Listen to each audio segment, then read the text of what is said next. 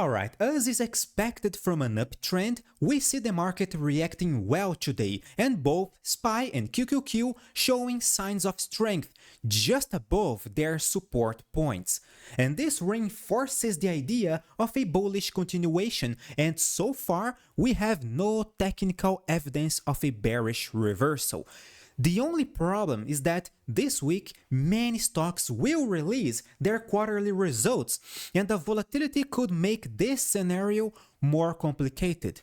However, as long as our key points, our key support levels are respected, there is absolutely nothing to worry. So let's see what we have here today. Welcome to the Finance Hydra channel. My name is Nathan, and here in this channel you will receive daily unbiased analysis. We are gonna talk every single day about SPY, QQQ, Nvidia, Tesla, and more. Therefore, you are welcome or welcome back to another video, another analysis. Now, as we can see here, SPY is okay, it is still clearly bullish. We see right now, finally, we see a bullish reaction, a bullish candlestick pattern on the daily chart above the 21-day EMA, the exponential moving average, which is still pointing upwards. We are clearly above our major support level at 574, the previous top level which did act as a support level right here on October 23. Therefore, the situation is still under control. We are still maintaining the bullish bias. Only if we lose these two key support levels again, namely 21-day EMA 574, only by losing these two support levels, SPY will officially reverse the midterm trend, the bullish bias seen on the daily chart, possibly triggering a sharper correction on the weekly chart, making a top signal on the weekly chart. Nathan, what if we respect these support levels? Then the trend will persist because, as Charles Dow said, this is Dow theory, guys. This is not Nathan's opinions, all right? This is Dow theory. Trends persist until a clear reversal occurs. Do we see a clear reversal right now? No. So the bull trend should persist. The QQQ is not only very bullish, but we are breaking a very important resistance level at 498. Apparently, the $500 is another key psychological resistance level, but by breaking the 498, the QQQ is suggesting that it wants to seek our next resistance level, the all-time high, $503. By breaking these resistance levels, well, the QQQ will just resume the bullish bias and seek even higher levels. So far, today's reaction is very promising, all right? Yes, it is. And apparently, we are making an upward breakout of this trap zone. As I told you guys yesterday, this seems to be another classic trap zone. The price is getting squeezed between the ascending 21-day EMA, which is acting as a support level for the QQQ, and the resistance level at 498. By making this upward breakout, the QQQ is telling us, all right, the bulls are in the control of this situation. We are supposed to seek higher levels. Fantastic. Nathan, what if the QQQ rejects this bullish case of yours and loses the 21-day EMA? In this scenario, we're gonna see a very frustrating reaction, and we could possibly seek lower support levels like the 477. But again, so far, today's reaction is indeed very promising, and by breaking and closing above Friday's high, which was a dragonfly doji, a gravestone doji candlestick pattern, a classic top signal. By breaking and closing above this top signal, the QQQ will officially reject any bearish possibility and reinforce our previous idea that this movement was just a short-term pullback to the 21-hour EMA, which is acting as a support level for the tech stocks index over here, index ETF. Now, how this is going to affect Nvidia? Because so far, Nvidia looks quite resilient, all right? It does look quite promising. In fact, we are dancing around the previous all-time high area near the $140. we don't see a meaningful, incredible breakout yet, but we see another bullish reaction. We are trying to reject yesterday's bearish candlestick pattern, and by closing above the 140s again, Nvidia will remain insanely bullish. Nathan, what if we see a top signal getting triggered below the 140s? Then a pullback to the 21-day EMA is totally plausible, acceptable, even desirable, probably another buying opportunity. All right, in the worst case scenario, we're gonna lose this moving average and seek the 130s again, the previous top level, which is again acting as a support level right now. Another example of the principle of polarity in technical analysis. Now, guys, some people ask me, is Nvidia right now a good buying opportunity? Guys, as I always tell you, I rather prefer to buy near support levels, all right? Buy near the 21-day EMA, buy near the 130s, buy because the risk-reward ratio is optimized near a support level, all right? But Nathan, what if Nvidia continues to explode? Guys, we can't predict the future. It is part of my personal strategy to buy near support levels, sell near resistance levels. When we are near resistance levels, I start to think about selling my positions, not buying more shares, all right? Instead, I would like to see Nvidia dropping. As crazy as this sounds, some people don't understand this logic, but even if you are bullish, you can benefit from a pullback, all right? There is no right and there is no wrong over here, as long as you have a crystal clear strategy, as long as you have a very nice and solid trading plan.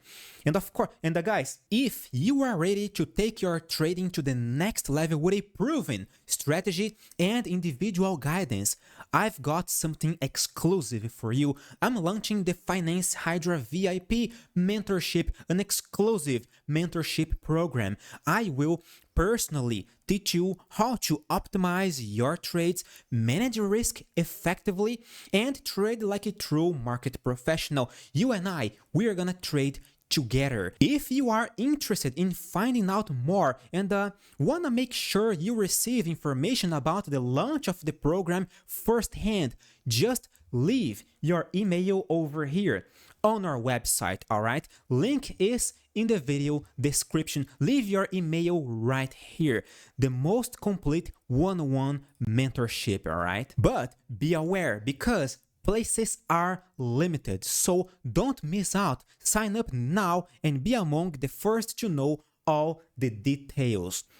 All right, now let's get back to our analysis, because Nvidia again dancing around a resistance level. If we see pullback, probably another buying opportunity. If we don't, all right, it will just continue its bullish momentum. Tesla, on the other hand, conversely, we see Tesla failing again in breaking the 265. That's quite annoying.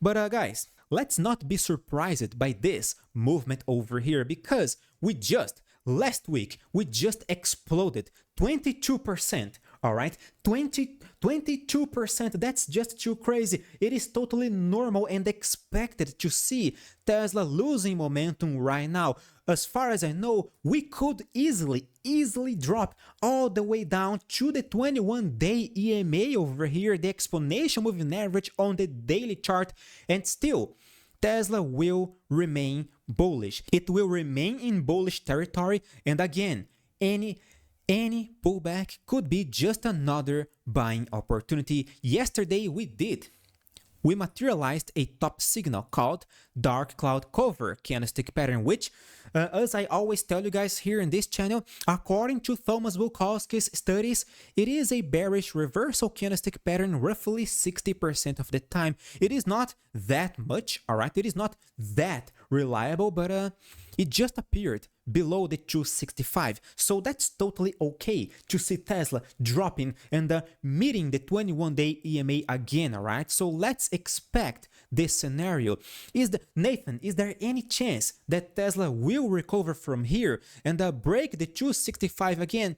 Yes, of course, the bias is still insanely bullish, and This week, well, this week is earnings season, right? Many stocks will release their quarterly results, so the volatility will certainly increase over here, and this could help Tesla, all right? It could help Tesla, but so far, there is not a single meaningful bullish reaction suggesting a recovery or that this bearish reaction will get frustrated in the next few days. Now, unlike Tesla, we see AMD exploding. This one is going to report earnings in a few hours after the market close. It is bullish. It is very strong. We don't see any bearish reaction. There is not a single technical evidence suggesting that AMD will collapse from here. But if AMD collapses again, the 21-day EMA along with the 158 will be a technical support level. Nathan, what if we lose this dual support level? 148.